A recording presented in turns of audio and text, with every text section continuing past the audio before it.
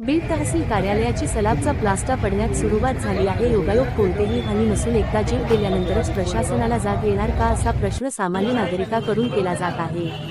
बीड तहसील कार्यालयातील गेट समोरील पोरचा 36 प्लास्टर पडला। कोणतीही हानी नसून जिल्हाधिकाऱ्यांनी वेळेस लक्ष देऊन तहसीलच्या इमारतीचा बंदोबस्त करावा अशी मागणी आता होऊ लागली आहे। काय झाले 5-6 लोक गेले आले